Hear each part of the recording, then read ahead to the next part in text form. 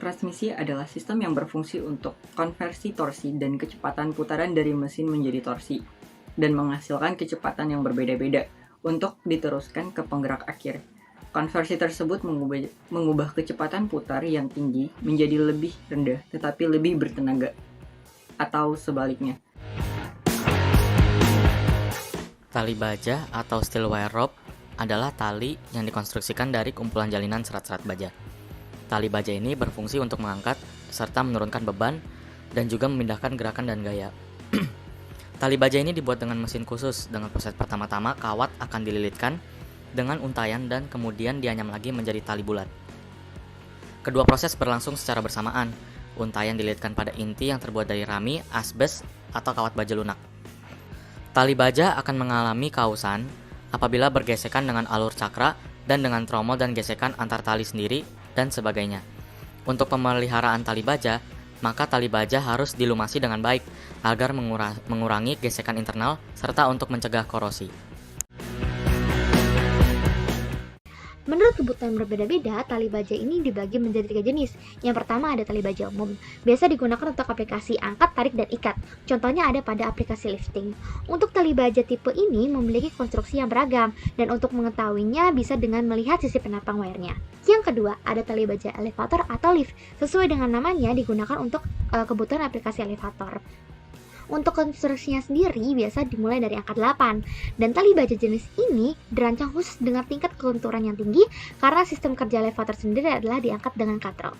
Yang ketiga ada tali baja super atau high performance, digunakan untuk aplikasi ekstrim yang membutuhkan kekuatan dan kelenturan dari tali baja. Karakteristik tali baja ini memiliki tahanan yang besar dan kuat, serta memiliki konstruksi wire yang kecil dan banyak. Untuk kegunaannya ada pada pendant crane yang membutuhkan kekuatan tali baja yang besar dan lentur. Nah, kemudian ada klasifikasi tali baja menurut arah putaran tali kawat. Yang pertama, ada lintas atau tali lay biasa. Tali lay biasa mempunyai penerapan yang paling luas nih. Tali ini dikonstruksikan sedemikian rupa sehingga arah anyaman kawat dalam untayan berlawanan dengan arah anyaman untayan pada tali. Yang kedua, ada tali paralel atau lang lay. Pada tali paralel, arah anyaman kawat dalam untayan sama dengan arah anyaman untayan pada tali. Tali ini mampu menahan gesekan lebih baik dan lebih fleksibel tetapi cenderung untuk terpuntir. Tali ini biasanya digunakan pada lift dan pengangkat lainnya yang mempunyai jalur pandu dan sebagai tali penghela. Dan yang terakhir, yang ketiga ada komposit atau membalikkan tali. Pada tali komposit, kedua untayan yang berdekatan dianyam dengan arah yang berlawanan atau terbalik.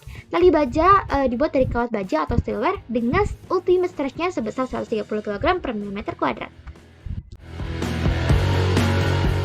Berikut adalah kelebihannya. Yang pertama, tali baja itu elastis. Yang kedua, tali baja memiliki dimensi yang kecil sehingga lebih ringan. Yang ketiga, tali baja memiliki ketahanan terhadap beban kejutan yang baik. Yang keempat, tali baja memiliki kecenderungan untuk tidak membelit karena peletakan yang tepat. Yang kelima, tali baja dapat digunakan dengan kecepatan angkat yang tinggi. Dan yang keenam dan yang terakhir adalah pengoperasian dari tali baja ini tidak berisik. Kekurangan tali baja yang pertama adalah tali baja dapat mengalami pertambahan panjang atau mulur. Yang kedua, cenderung untuk berputar pada jenis leng atau tali pintal paralel. Dan yang ketiga dan yang terakhir adalah walaupun tali baja ini murah tetapi membutuhkan drum lebih besar sehingga mekanisme pengangkatan lebih besar dan berat. Sini saya akan menjelaskan tentang metode pengikatan tali baja. Metode ini digunakan untuk mengikat tali baja ke rangka derek, lengan kren putar, dan bagian lain mekanisme pengangkat. Adapun metodenya yang pertama, soket tali kawat tirus. Tali diikat dengan soket Timms dengan urutan operasi sebagai berikut. Yang pertama, ujung tali pertama-tama dililit dengan baik dengan menggunakan kawat lunak pada titik A dan B yang tergantung pada panjang soket bajanya. Lilitan pada bagian bawah B lebih bebas dari A. Yang kedua, lilitan pada ujung atas A kemudian dilepas dan untayan tali dibuka. Yang ketiga, kawat kemudian diurai dari untayan dan intinya dipotong. Yang keempat, kawat kemudian dililitkan pada dua titik dengan ikatan sementara A atas dengan A bawah. Yang kelima, ujung tali dimasukkan ke dalam soket. Kawat dilengkungkan menjadi lengkungan timah cair, kemudian dituangkan ke dalam soket tersebut. Yang kedua, soket baji. Tali dilewatkan mengitari baji baja beralur dan diikat bersama dengan baja ke dalam soket rata yang sesuai yang terbuat dari baja tuang. Beban akan menarik tali ke dalam soket dan akan menambah daya ikatnya. Metode yang ketiga, atap pengikat. Tali dililitkan mengelilingi mata pengikat dan ujung bebasnya dililitkan dengan bagian utama tali. Panjang lilitan bisa dari 1 hingga 15D dan minimum sepanjang 300 mm.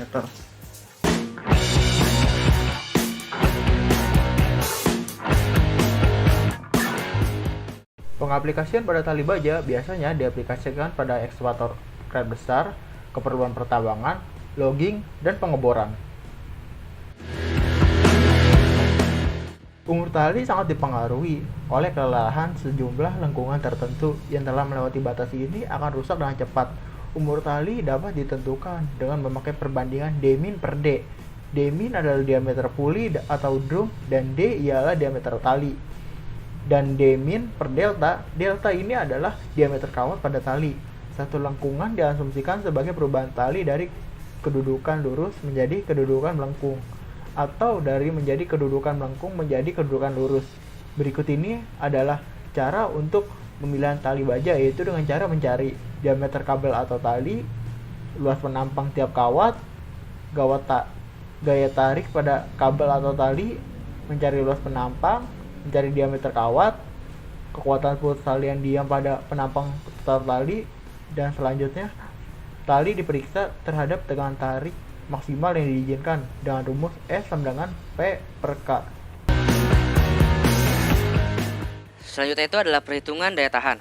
Nah, para peneliti itu sudah melakukan percobaan untuk mengetahui umur tali dengan berbagai faktor percobaan, di mana rumus yang pertama yaitu perbandingan diameter drum atau puli dengan diameter kabel menggunakan rumus A sama dengan D per D sama dengan M dikali sigma dikali C dikali C1 dikali C2, di mana M itu adalah faktor yang tergantung pada lengkungan berulang, sigma adalah tegang tarik yang terjadi pada kabel, C adalah faktor karakteristik konstruksi kabel dan kekuatan tarik maks bahan kawat, C1 adalah faktor yang tergantung pada diameter kabel, dan C2 adalah faktor yang menentukan faktor produksi dan operasi tambahan.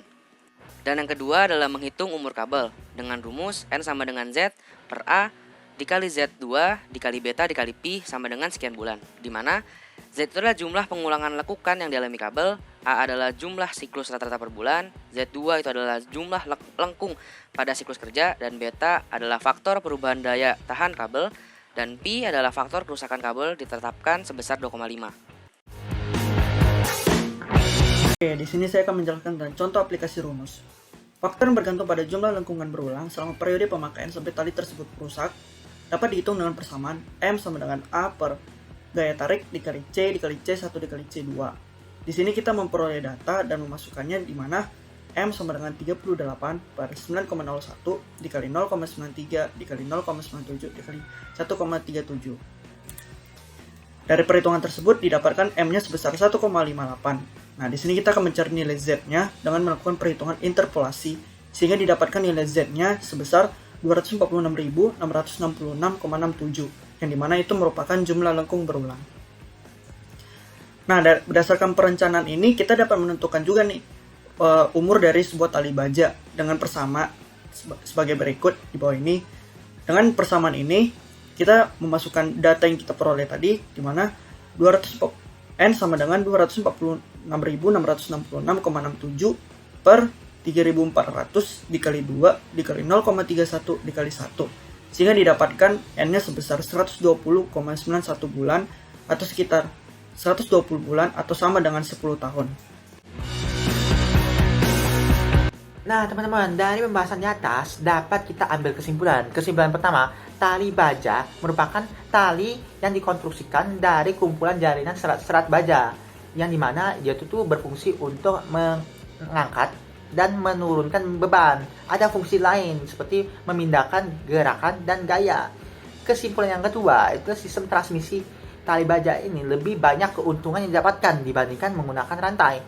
Kesimpulan yang ketiga, itu adalah klasifikasi dari tali baja ini, dimana terdiri dari 3, yaitu yang pertama adalah lintas atau tali lay biasa.